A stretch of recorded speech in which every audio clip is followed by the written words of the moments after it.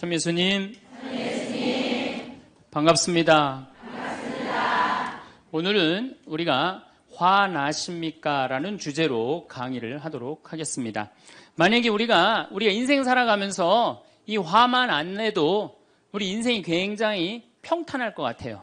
근데 가끔 잘 참다가도 그냥 갑자기 한번 화가 나면은 막 모든 게 막 뒤죽박죽 되시지 않으세요? 저는 이 한국 사회를 보면은 화로 꽉 찬 것 같아.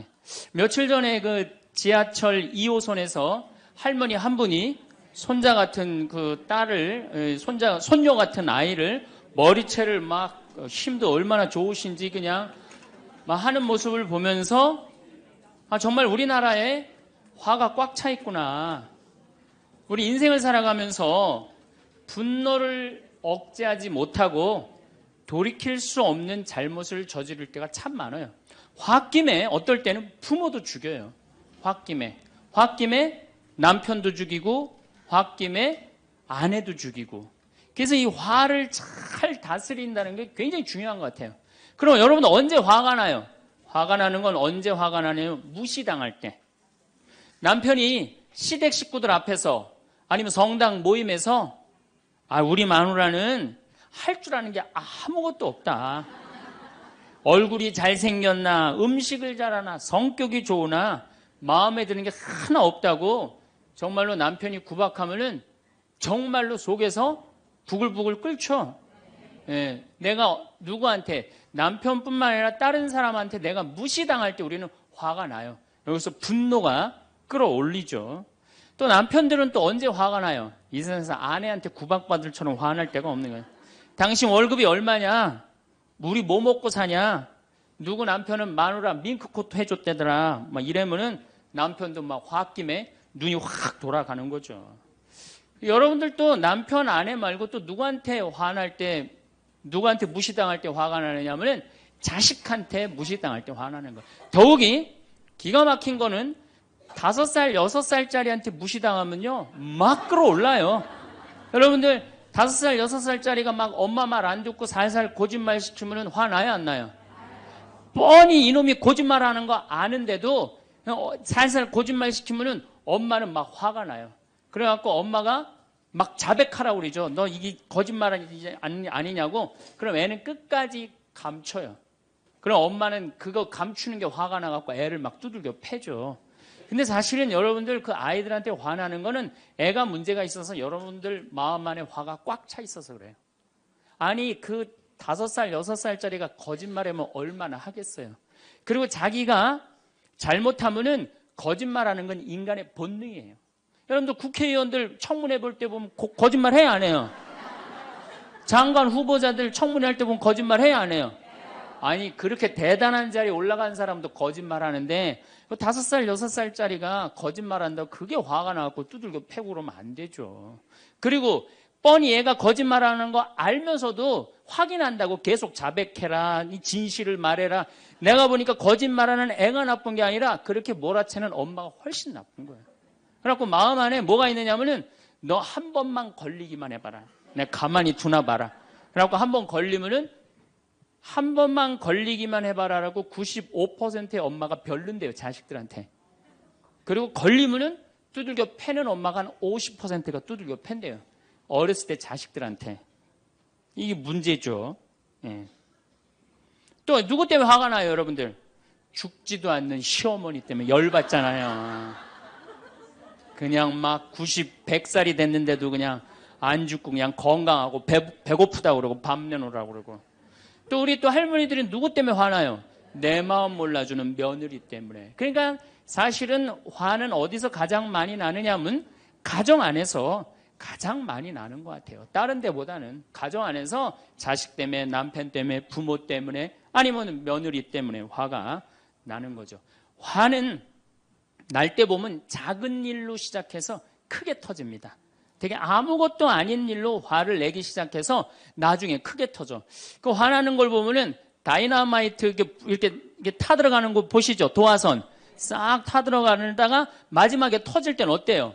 산도 무너뜨리고 막 불도 막 만들어내고 그러잖아요. 그러니까 우리가 화가 날 때는 그 다이너마이트 도화선에서 살살살살 탈 때 그때 꺼야 돼. 그게 끝에 가갖고 이게 터질 때까지 나를 볶고 기다리고 있으면 나중에 큰일 납니다. 여러분들 처음에 집에서 불이 났을 때, 조그만 불이 났을 때 빨리 끄면은 그 다음에는 번지지도 않죠.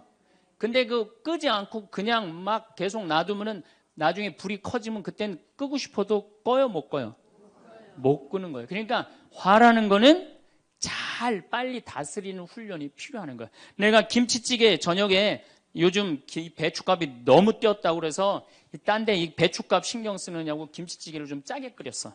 남편이 딱 한 숟갈 먹어보니 이놈의 마누라 맨날 끓이는 김치찌개 하나 제대로 못 끓이느냐고. 그럼 부인이 여보 미안해, 요즘 배추 한 폭에 15,000원이래. 그래서 내가 어떻게 올 겨울에 김장을 할까 그걸 고민하다가 간 보는 걸 깜빡했어. 그러니까 오늘은 다른 반찬하고 먹으면 다른 날은 내가 맛있게 해줄게. 이렇게 말하는 마누라는 한 명도 없어요. 당신이나 외식 시켜줘 봤어? 아니 김치찌개가 짠 날도 있고 맛있는 날도 있죠. 어떻게 맨날 당신 입에 딱딱 맞춰서 끓여주느냐고. 그럼 남편이 외식도 못 시켜주고 그래서 좀 미안해갖고 다른 반찬하고 먹으면 다행인데 남편 절대 안 지죠. 너는 맨날 집에서 텔레비전만 보고 해낸 일이 뭐 있느냐고. 집안 청소를 제대로 하느냐, 반찬을 맛있게 하느냐. 그러면은 부인이 당신이 나 옷 하나 제대로 안 사주고 그래서 나 텔레비전에서 그거 내 아이 쇼핑 하는 거다. 그럼 또 남편이 넌 시집 올 때 해갖고 온 게 뭐가 있는데. 이러면은 점점 김치찌개로 시작해서 부부 능력 시집 올 때까지, 그리고 이제 나중에는 이렇게 사느니 너 죽고 나 죽자. 그래갖고 여러분들 뉴스 보도를 보면요, 자세히 보면요, 이런 뉴스가 굉장히 많이 나요. 아파트 15층에 느닷없이 14층에서 불이 나요. 그래갖고 소방관들이 와서 불을 끄고 주위 사람들 증언을 들어보면은 밤새 고함 소리가 오고 가고 난 뒤 불길이 치솟았다. 그러니까 이 홧김에 이렇게 사느니 너 죽고 나 죽자. 그래서 이불 방 한가운데다 갖다 놓고 석유 뿌리고 그리고 불 지르는 게 방화의 14%래요. 홧김에 지르는 불이 14%래요. 그 다음에 이 화라는 단어를 보면 불화자야. 여러분들 화가 나면 막 불이 나는 거야, 속에서. 이거를 다스리지 못하고 이거를 끄지 못하면은 우리가 점점 크게. 근데 화는 내면 낼수록 문제가 해결될까요? 문제가 꼬일까요? 화는 내면 낼수록 문제가 꼬여요. 제가 20년 전에 제가 알던 분 시동생이야. 이 양반이 굉장히 다혈질이었어요. 성탄절 전날 불법 유턴을 하다가 걸렸어요. 걸려갖고 정경이 딱 잡아갖고 불법 유턴했습니다. 벌점 15점에 벌금 7만 원입니다. 나는 안 했다. 내가 분명히 봤습니다. 이놈의 새끼 안 했다는데 왜 자꾸 그러느냐? 너 경찰서장이 누구냐? 누굽니다. 그래 마침 친구였나 봐요. 내 친구인데 너 가만히 안 놔두겠다고 귀싸대기를 때렸어요. 정경 귀싸대기를. 했더니 정경이 가만히 있어요. 공무집행방해로 철창에 집어넣어버렸어요. 그래서 거기서 길길이 뛰다가 그 자리에서 뇌출혈로 죽었어요. 불법 유턴한 거 하나 때문에. 근데 우리는 그런 일들 참 많아. 옛날에도 공중전화 오래 한다고 그런 사건도 있었죠. 그냥 아무것도 아닌데 그냥 조금만 한 번만 내가 이 고개를 숙이면 되는데. 저도 강의 다니느냐고 멀리 강의 갈 때 시간은 다가오고 차는 막히고 그러면 제가 불법 유턴도 많이 하고 빨간불일 때 건너도 많이 가요. 정말로. 왜냐하면 나를 기다리는 분이 보통 500명, 1000명인 경우가 많잖아요. 서울 올 때가 제일 그럴 때가 많아요. 딱 걸리면 저는 딱 문 내리고 로만 칼라 딱 보여주면서 제가 뭐라고 그러냐면 정말 미안하다. 내가 불법 유턴한 거, 내가 신호 어긴 거 인정한다. 그렇지만 내가 강의가 있어서 그러니까 좀 잘 좀 봐줘라. 그런 경찰들이 대부분은요, 침 뱉은 거, 안전벨트 안 한 거, 벌점 없는 걸로 끊어주지 굳이 그거 벌점 매기면서 끊어주는 경찰 없어요. 인생 살아가면서 고개를 한 번만 숙이면은 문제가 해결될 때가 너무 많아요. 근데 그 한 번을 숙이는 게 우리가 안 될 때가 참 많아요. 가끔 잘 하다가도 어느 날 안 숙여지는 날이 있죠. 그거를 숙이는 것을 훈련이 된 사람이 성숙한 사람이에요. 그 사람이 정말로 어디다 내놔도 그 사람 문제 없이 살 사람이에요. 화날 때마다 그냥 막 집어 던지고 막 그러는 사람 주위에 친구 하나도 없어지죠. 또 우리가 언제 화가 나요? 식구 가운데 자기만 손해보고 희생한다고 생각할 때 화나요? 안 나요? 오빠는 대학 보내고 나는 고등학교밖에 안 보냈어. 그럼 부모님한테 막 화가 나요? 안 나요? 나죠? 성당에서도 화날 때가 언제예요? 나는 성모에서 맨날 부엌에서 그냥 겉절이 김치 담그고 그냥 맨날 하는데 그냥 반찬 다 만들어갖고 내놓으면은 생전 성당에도 안 보이던 여자가 그냥 싹 여우같이 차려입고 와갖고 그거 딱 차려놓은 거 딱 들고 신부님 앞에 딱 가서 거기서 그냥 헤거리고 그거 주워 먹은 거 보면은 이 식당에서 나는 그냥 완전히 그냥 식순이로 그냥 하다가 그냥 그거 보면 화 나요? 안 나요? 나죠? 내가 손해본다고 생각할 때 화가 나는 거예요. 성당 공동체에서 제일 미치는 건 뭐냐 하면은 누군가 자기를 비난하고 다니고 있어. 근데 그 사람이 누군지를 모르겠어. 나를 두고 분명 욕을 하는데 그럴 때 화가 나요? 안 나요? 날 때 많죠. 열받는 분 계신가 보다. 내가 시집 가서 내 시동생 어버 키우고 대학 보내고 장가 보내고 시누이도 그렇게 시집 다 내보냈어. 그래갖고 정말로 똥구멍이 찢어지게 가난한 집에 이 집에 와갖고 정말 다 이렇게 하고 다 먹고 살 만큼 해놨어. 그런데 환갑이 됐어.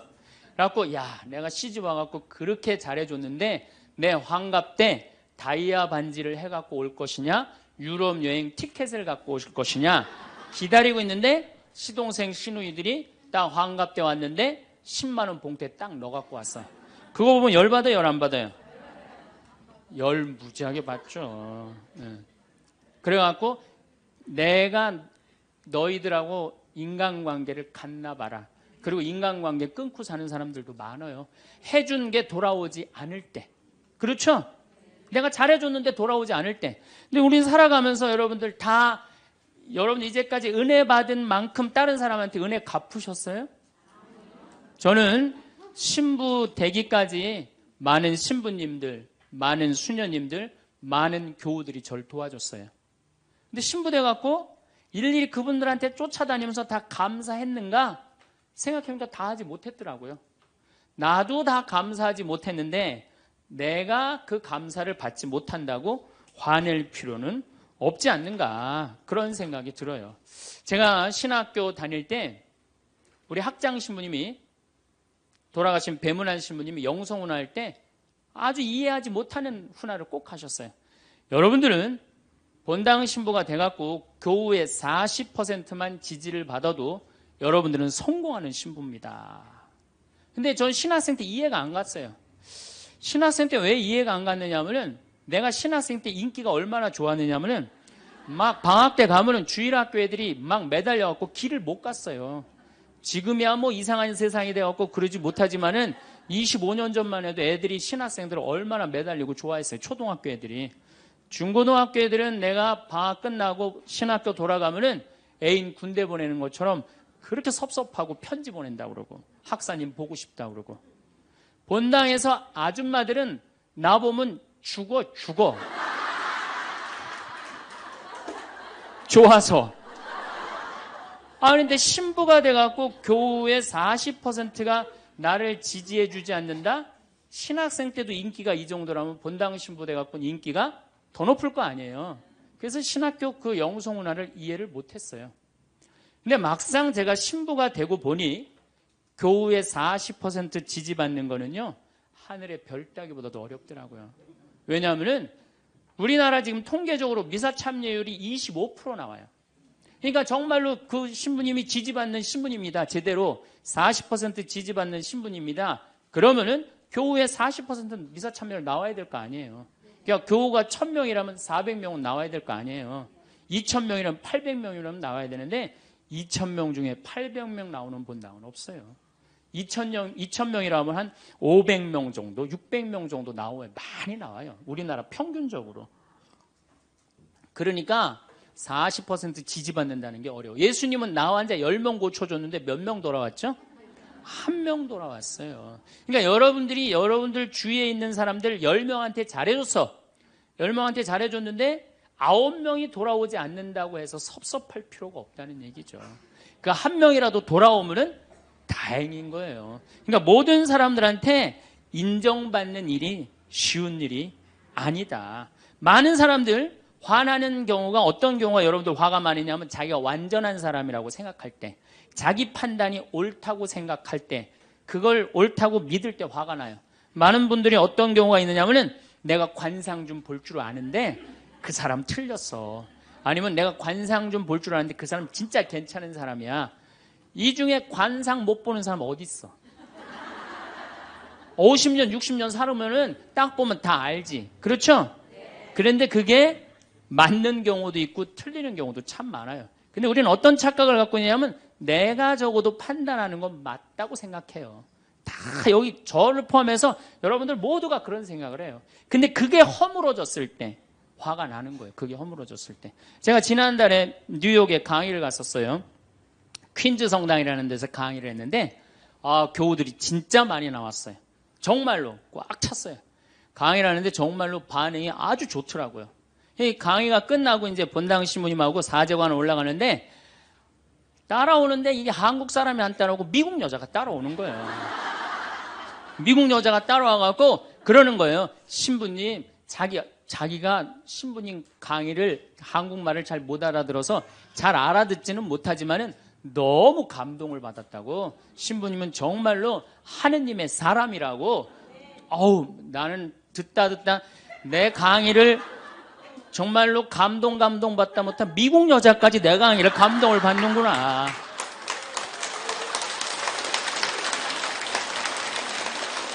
그래갖고 기분이 너무 좋아갖고 이제 그 여자하고 얘기를 하고 있는데 본당 신부님이 자꾸 나를 끄는 거예요. 사정안에 빨리 가자고.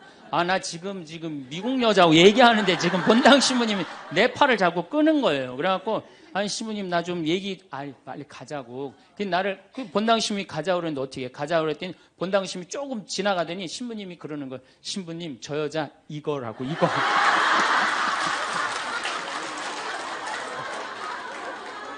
한국에서 강의만 오면은 강의 오는 신부님한테 쫓아다니면서 저런다고. 난 내가 강의 잘해갖고 그런 줄 알았더니 쫓아와갖고 그냥. 내가 성당 봉사한다고 해서 모두가 나를 알아봐 줄 거라고 착각해서는 안 됩니다. 성당에서 열심히 봉사하는 우리 형제 자매님들 가운데 요셉 형제 없으면 우리 성당 쓰러져. 마리아 자매님 없으면 우리 성모에 없어져. 우리 데레사 자매 없으면 성가대 없어져. 그 말 믿지 마세요. 없어져도 성당 잘 돌아가요. 성가대에서 데레사 자매 빠져도 오히려 더 잘 돼. 그러니까 내가 그렇게 대단한 인정을 받는다고, 내가 그런 자리에 차지한다고 생각하는 그때부터 내가 불행해지기 시작하는 거예요. 제가 늘 가끔 드리는 말씀이지만은 제가 작년 5월 달에 서울 오금동 성당에 강의 갔어요. 강의를 갔는데 그때도 막 많이 모였어요. 여러분들만큼. 그때는 베드로 얘기를 했어요. 베드로가 여러분들 굉장한 분이에요. 만약에 예수님한테 베드로가 없었다면 예수님이 없을 정도로 베드로는 예수님한테 절대적인 존재였어요. 막 그런 얘기를 막 하고 막 그러는데 교우들이 반응이 대단히 좋았어요.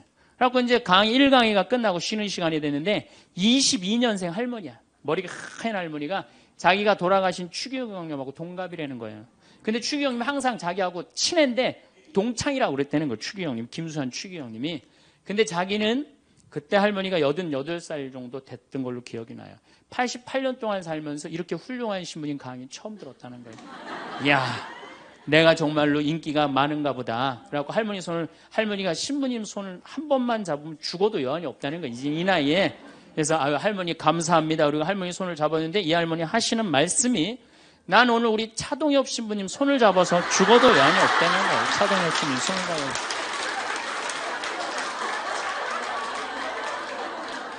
그래서 제가 그랬죠. 할머니, 저는 차동엽 신부가 아닙니다. 저는 황창현 신부입니다. 그렇게 분명히 말씀을 드렸는데 이 할머니는 황창현이라는 사람을 알지도 못하는 거예요.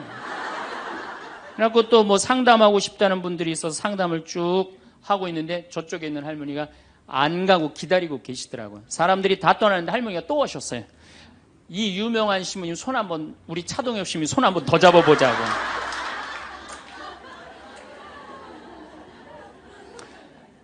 모든 사람들이 나를 인정해주지 않는다 하더라도, 모든 사람들이 나를 알아주지 않는다 하더라도 실망하실 필요 없어요.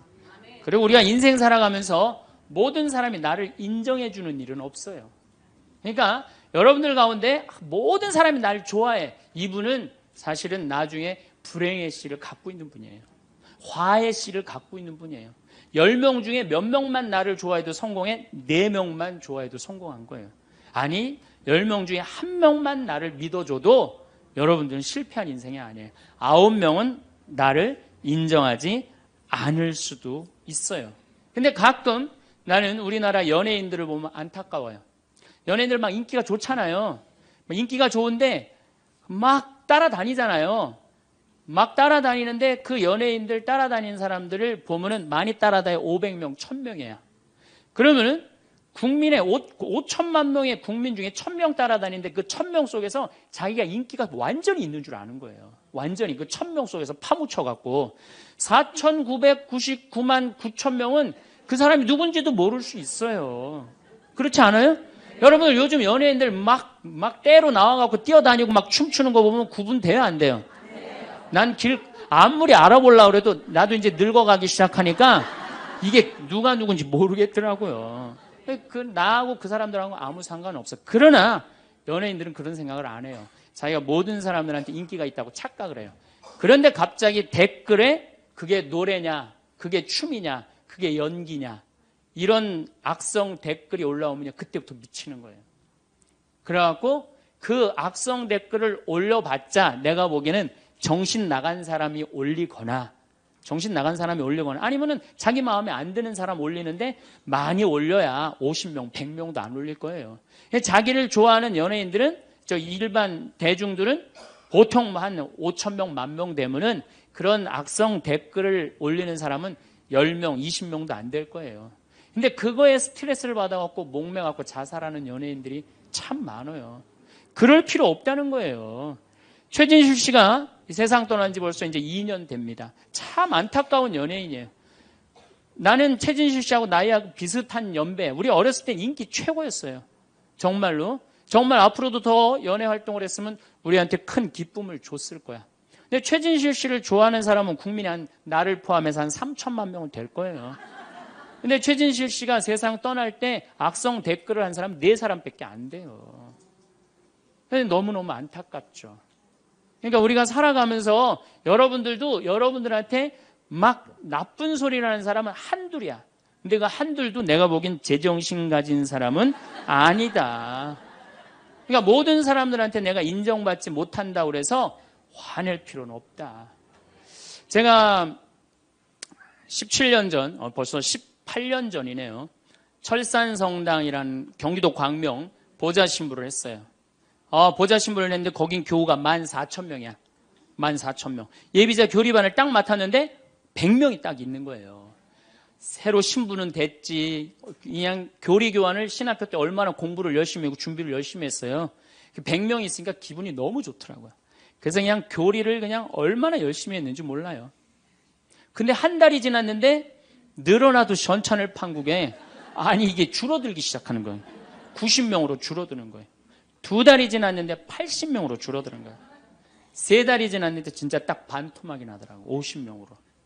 그랬더니 봉사자들이 맥주하고 안주를 사갖고 와서 나를 위로해 주는 거예요. 신부님 실망하지 말아라. 원래 교리반이 이렇게 어중이 떠중이 다 떠나고 이렇게 오리지널만 3개월 지나면 딱 남는다.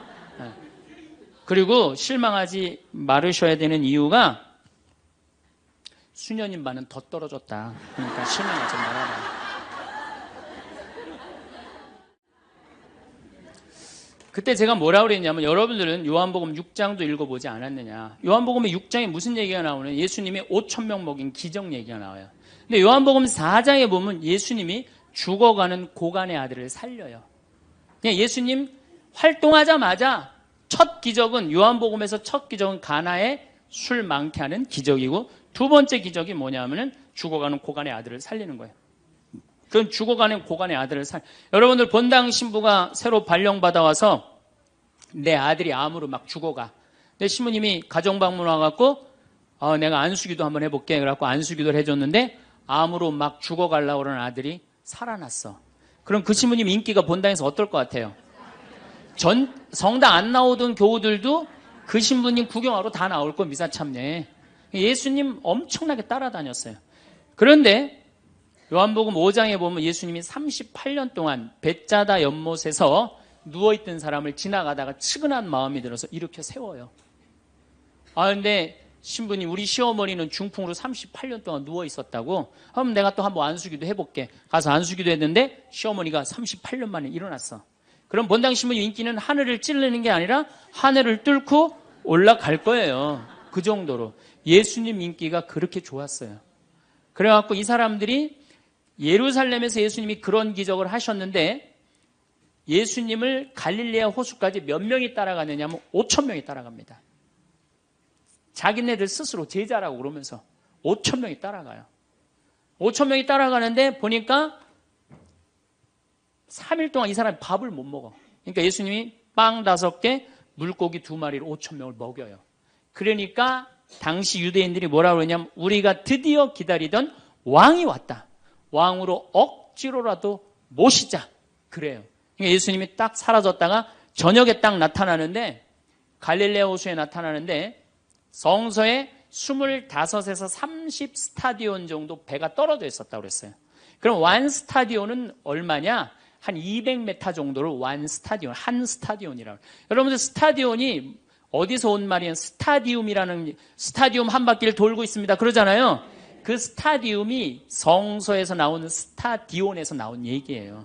그러니까 한 스타디온은 한 200m 정도 되는 거예요. 그걸 30 스타디온을 걸었다면은 얼마를 걸은 거냐면은 6km를 걸은 거, 무리를 쫙. 미치는 거죠. 사람이 무리를 걸은 거를 보면 미치지 않아요. 만약에 여러분들 내가 강의한다고 저 뒤에서 걸어서 안 들어오고 공중부양으로 떠서 쫙 들어온다고 생각을 해봐. 강의할 필요 있어요, 없어요? 잠깐 떴다가 그냥 쫙 나가면 그걸로 끝이지. 그러니까 당시의 유대인들은 예수님한테 완전히 반한 거예요. 근데 다음날 예수님이 이상한 말을 해요. 참으로 확 끼얹어요. 내가 진실로 진실로 너희에게 말한다. 너희가 사람의 아들의 살을 먹지 않고 그의 피를 마시지 않으면 너희는 생명을 얻지 못한다. 그러나 내 살을 먹고 내 피를 마시는 사람은 영원한 생명을 얻고 나도 마지막 날에 그를 다시 살릴 것이다.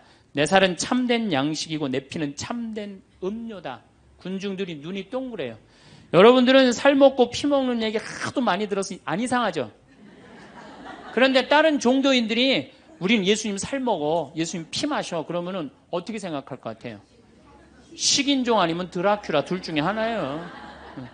예수님 피 먹는 거면. 그러니까 당시의 유대인들이 뭐라고 그러냐면 이 말씀은 듣기가 너무 거북하다. 누가 듣고 있을 수 있겠는가? 그러니까 그러면서 떠나요. 그러니까 예수님이 당신의 말씀을 두고 투덜거리는 것을 속으로 아시고 그들에게 이르셨다. 이 말이 너희 귀에 거슬리느냐? 그리고 성서에 이렇게 우리에게 말합니다. 이 일이 일어난 뒤로 제자들 가운데 많은 사람이 되돌아가고 더 이상 예수님과 함께 다니지 않았다. 다 떠나간 거예요. 말을 알아듣기 너무 어렵다고. 그러니까 이제 예수님이 이제 딱 12명 딱 남아있는 거, 어떤 무식한 어부 12이 눈을 동그랗게 뜨고 예수님을 쳐다보는 거예요. 그러니까 예수님이 이때 뭐라고 그러냐면은 너희도 떠나고 싶으냐. 그러니까 이 12마저 떠나면 예수님 완전히 낙동강 오리알 되는 거예요. 이때 대단한 인물이 하나 나옵니다. 누구냐? 베드로예요. 다 떠났음에도 불구하고 의리를 지킨 분이 베드로예요. 당신은 영원한 생명을 주시는 말씀을 가지고 있는데 우리가 어디를 갑니까? 그리고 예수님은 이 12하고만 다니세요. 그리고 요한복음 6장 다음에 7장에는 뭐라고 써 있느냐면은 이들이 예수님을 죽이려 함으로 예수님은 더 이상 공식적으로 돌아다니지 않고 몰래 숨어서 갈릴레아만 다니셨다고 그래요. 그러니까 이 12하고만 그냥 돌아다닌 거 죽이려고 그러니까 피해서. 그러니까 예수님이 그렇게 죽어가는 고간 아들 살리고 38년 동안 배짜다 연못에 누워있던 사람 살리고 5천 명 먹이고 생 난리를 쳐갖고 막 5천 명이 따라다니다가 결국은 몇 명 건졌느냐? 12명 건진 거예요. 여러분들 5천 명 중에 12명 건진 예수님이 나요? 100명 중에 50명 건진 제가 나요? 누가 나요? 내가 낫지 않아요? 아니 내가 예수님보다 나은데 뭐 그 예비교 50명 떨어졌다고 실망할 게 뭐 있어. 나는 가끔 한심한 레지오 단장들이 있어요. 신부님 우리 단원이 10명인데 오늘 2명밖에 안 나왔습니다. 그래서 둘이서 울면서 개응을 했습니다. 우리 레지오 해체해야 될까 봅니다. 이렇게 오는 단장이 있는데 한심한 단장이죠. 10명 중에 2명 나왔다 그러면 20% 지지받는 단장이야. 자, 5천 명 중에 12명 남긴 예수님이 나요? 10명 중에 2명 나온 단장이 나요? 누가 나? 단장이 훨씬 나은 거예요. 또 요즘 우리나라 구역 반모임 활성화를 위해서 굉장히 많이 노력하죠. 근데 많은 경우 반장님들, 구역장님들이 실망해요. 우리 구역이 10세대인데 3세대밖에 안 나온다. 4세대밖에 안 나온다. 이렇게 실망하는 분들이 굉장히 많아요. 그러면은 10세대 중에 3세대나 4세대 나오면 이건 본당 신부보다 난 사람이에요. 예수님보다는 뭐 더 난 사람이고 실망할 필요가 뭐가 있어. 예수님 뭐라 그러냐면 너희 중에 단 2-3 사람만 모여도 내가 그곳에 함께 있겠다. 그러면 됐지 뭐 이렇게 욕심이 많아요. 그러니까 여러분들 모든 사람들한테 인정받는 건 쉬운 일이 아니고 인정받으려고 할 때 우리 인생이 피곤해지고 화가 난다 이거예요. 제가 2년 전에 평화방송에 강의를 한 2달 정도 했어요. 많이 한 것도 아니에요. 2달. 그런데 정말로 인기가 대단하더라고. 막 전화가 얼마나 오는지. 특히 천주교 교우들은 의외로 전화를 안 하더라고. 개신교 성도들이 얼마나 전화를 많이 하는지 몰라요. 신부님 너무너무 설교 좋다고. 천주교 교우들은 왜 전화하느냐 하면은 천주교 교우들은 원래 입이 무겁잖아요.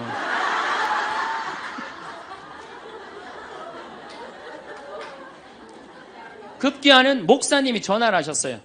신부님 우리 교회에 와서 설교를 주일 예배에 좀 해달라는 거예요. 그래서 제가 주일 예배에 가서 설교를 했어요.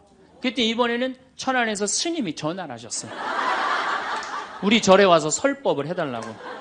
더욱이 나는 그 주지 스님을 아직도 잊지 못하는데 참 좋으세요. 겸손하시고. 상좌에 앉혀서 제가 설법도 주일날 했어요. 뭐 인기가 뭐 천주교, 개신교, 불교 막 올라가는 거예요. 기분이 끝내줬는데 갑자기 전화가 한 통 왔어요. 평촌에서 사는 할머니야. 근데 이 할머니가 전화를 우리 직원한테 황창현 신부를 바꾸라고 전화가 온 거예요. 근데 문제는 황창현 신부님을 바꾸라는 건 좋은 말 하려고 전화한 거예요. 황창현 신부를 바꾸라는 건 따지려고 전화한 거예요. 전화를 딱 받았더니 당신은 정의구현 사제단이냐 딱 그렇게 물어보는 거예요. 그래서 난 정의구현 사제단이 아니다. 그랬더니 정의구현 사제단도 아닌데 왜 운하를 반대하느냐. 우리나라 경제가 살려면 운하를 해야 된다. 젊은 신부가 경제도 모르고 사회도 모르고 정치도 모르는 신부가 방송에 나와서 운하가 안 된다고 1시간 동안 떠들면 되겠느냐. 그리고 당시 수원교구 주보에다가 운하 안 된다고 한 달을 주보에다 써내는데 그 60만 명, 70만 명이 있는 주보에다 그런 글을 쓰면 되느냐. 그리고 당신 앞에 행복론 강의도 하나도 재미없었다. 나와서 방송 나와서 강의하지 말아라. 그래서 전화를 다 끊는 거예요. 제가 기분이 좋았겠어 나빴겠어요?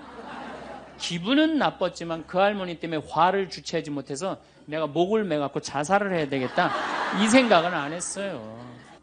생각이 다 틀린 거예요. 생각이 틀리고 상황이 다 틀린 거예요. 내 강의를 듣는 사람이 10,000명이라면 10,000명 중에 5,000명은 나하고 생각이 같을 수 있어요. 근데 5,000명은 나하고 틀릴 수 있어요. 5,000명이 틀리다고 그 5,000명 때문에 화낼 필요는 없다. 아, 나하고 틀릴 수도 있구나. 이렇게 생각하면 마음이 편안하거든요. 근데 그런 것 때문에 뭐 화를 내고 열낼 일이 뭐가 있어요. 또 한 번은 내가 노인에 대한 강의를 했어요. 우리 이제 안 죽는다. 우리 이제 100살까지 산다. 110살까지 산다. 그러니까 자식들한테 재산 물려주지 말고 다 여러분 위해 쓰다가 죽어라. 그리고 통장에 얼마만 남기면 되냐? 500만 원만 남겨라. 500만 원만. 그렇게 마음껏 쓰다가 죽을 때는 돌아다니다 지치면은 그냥 죽을 땐 꼴까닥 죽어라. 네, 이렇게 강의를 했더니 정말로 할머니들이 이번에는 전화를 무지하게 하는 거예요. 너무너무 내 노년을 확실히 알려줘서 고맙다고. 이번엔 순천에 있는 할아버지가 전화를 하셔서 신부님, 저는 70 먹은 노인인데 침례 교회를 다닙니다. 근데 신부님 강론을 듣고 가슴이 뻥 뚫렸다는 거예요. 내가 남은 인생 30년이나 남았는데 어떻게 살아야 되는지 너무너무 잘 들었다고. 근데 신부님이 다음 주에 이제 돈 다 쓰다가 꼴까닥 죽는 방법을 알려준다고 그랬는데 그 주간에 당신이 어딜 가갖고 못 들었대, 내 강의를. 그래갖고 꼴까닥 죽는 방법을 알려달라고 전화를 했더라. 야, 정말로 이 순천의 할아버지도 나한테 전화를 기분이 너무너무 좋더라고요.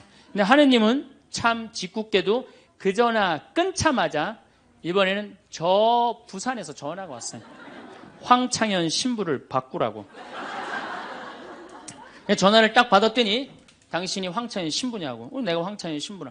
당신 요즘 왜 그런 강의를 방송에서 나와서 해서 집안을 평지 풍파를 일으키는 거야. 그러니까 내 강의를 듣고 시어머니일 거예요. 시어머니가 내 강의를 듣고 며느리를 불러서 한 소리 한 거지. 나 안 죽는데더라. 너 나 다 나 위해서 쓰다가 나 통장에 500만 원만 남길 테니까 나한테 유산 받을 생각 꿈도 꾸지 말아라. 그렇게 이제 얘기를 한 거야. 그러니까 그냥 열받으니까 나한테 전화를 한 거죠. 그런 강의 하지 말라고. 그리고 그 다음에는 한마디 더 하더라고요. 당신 강의하는 거 재수없다고 그랬죠.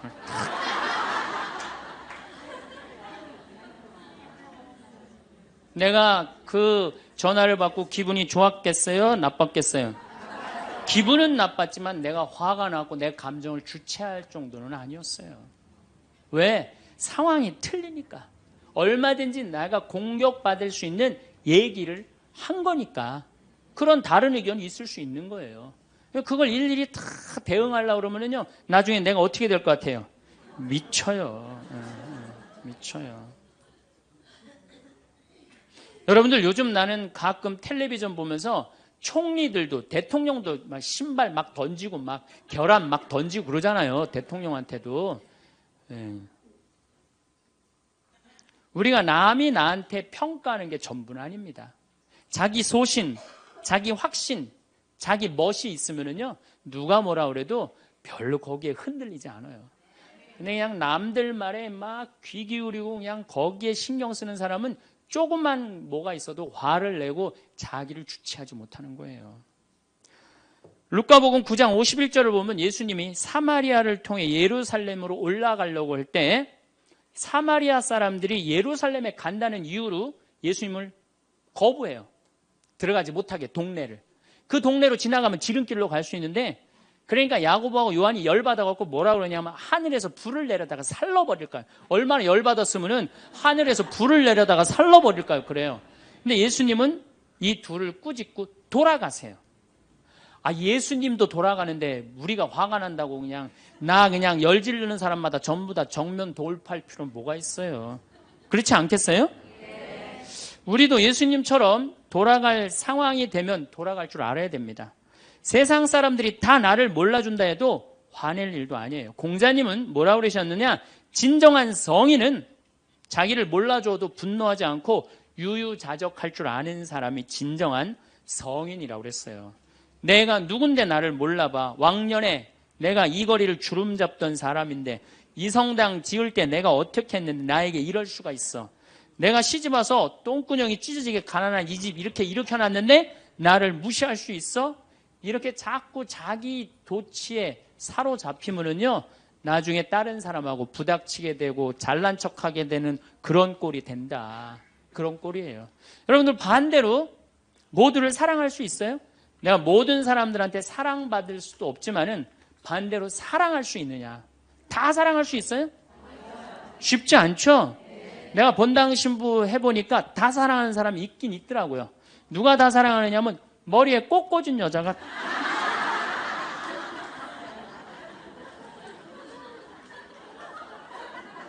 이게 모두를 사랑한다는 게 쉬운 게 아니에요. 근데 우리는 뭐에 지금 세뇌가 되어 있느냐면 성당에 나오면 어떻게 해야 된다고 생각해요? 모두를 사랑해야 된다고 생각하지 않아요?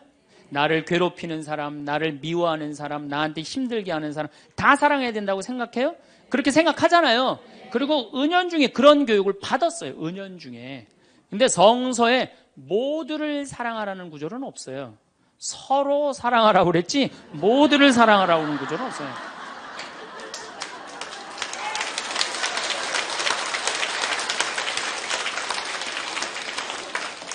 그러면은 이 모두를 사랑하는 게 얼마나 어려우느냐 요 얘기만 하고 다음 시간에 얘기하도록 하겠습니다. 사람은요 동그란 사람이 있고 네모난 사람이 있고 세모난 사람이 있고 별난 사람이 있어요.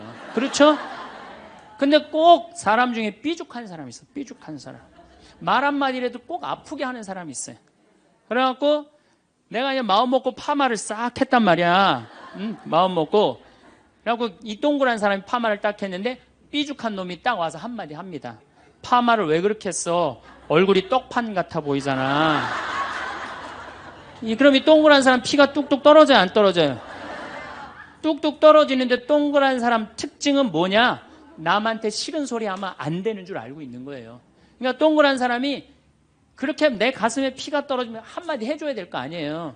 내가 떡판이든 뭐든 네가 무슨 상관이냐 이렇게 얘기를 해야 되는데 동그란 사람은 파마를 왜 그렇게 해서 얼굴이 떡판 같잖아. 그러면 동그란 사람이 뭐라고 그러냐면 그러게 해다 보니 그렇게 됐네. 그리고 어디 가서 울기 시작하냐면 성당에 가서 울기 시작하는 거예요. 예수님 저 삐죽한 여자가 나보러 떡판이래요.